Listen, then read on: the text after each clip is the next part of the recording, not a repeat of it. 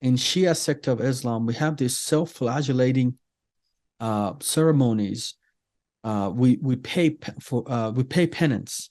So we sin, and then we pay with punishing our body.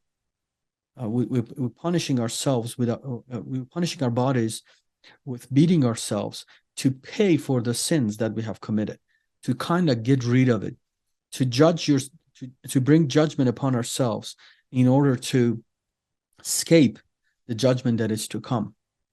So I'm going to describe how gruesome this self-flagellation ceremonies are. For example, um, it could happen in a mosque, in a house, in a shrine, doesn't matter. It just wherever the man would gather. It's just like if you, it's silly to even compare it with a Bible study, but you could have a Bible study in church or in a park or in a house. This is man would gather together, only male. Islam is the religion for male. So the man would gather together, and then it's the time because you have sinned, and it's the anniversary of a death of an imam, a Muslim clergy, an Islamic figure. So you gather in this room, in this place, and then it's a time of eulogy. It's a time of mourning. It's a time of crying and wailing. And then the leader of this ceremonies, the clergy, the imam that is standing there, start singing this eulogy that has a rhyme. It's like a song, like a poem. He start singing it, but it has a rhyme. It has a beat. With those beat, you start chanting the name of those people that are dead. And with that, the belief is because those imams, the Shia sect of Islam believes in blood, and if any wants to be the Muslim leader, it has it has to trace their blood to the self-claimed Prophet of Islam.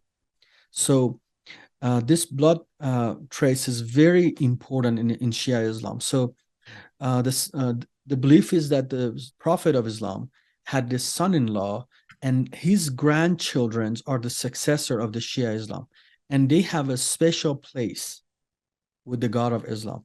And if you earn favor with them, they will intercede for you in the day of judgment. So you are trying to earn their satisfaction, that they become the medium between you and God. So how do you do that?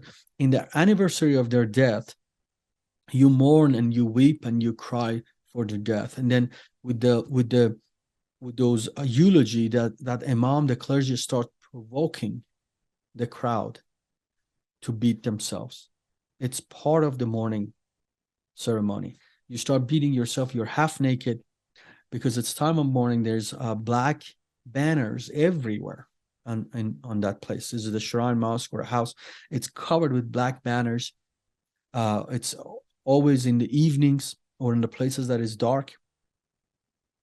And then that person starts recite that eulogy, sing it, and then with the rhyme you start beating yourself on your chest with chains to your back and with a sword to your head, and you cut yourself up to shed blood, to punish your body, that you can pay for your sins and get rid of the condemnation, the guilt that is with you. I have done that many times in my life when I grow up, when I was a teenager, and I have been in ceremonies of people cutting themselves, that the blood of the people was 1 to 2 inches to your ankles, and then you walk in it, and then you put their blood on your forehead because you believe that the shedding of the blood brings forgiveness, brings protection. So that's how by shedding of your blood, you pay for your sins, pay penance, and then you beat yourself to bruise yourself, and then this is how you are trying to satisfy God and earn uh, more points that you put on the right side of the scale that Allah will hold in the day of judgment. But how much of these do you know? Do you have to do in order to know that you're saved, or you're guaranteed salvation? Absolutely, you have no idea. The more you do, there's more to do.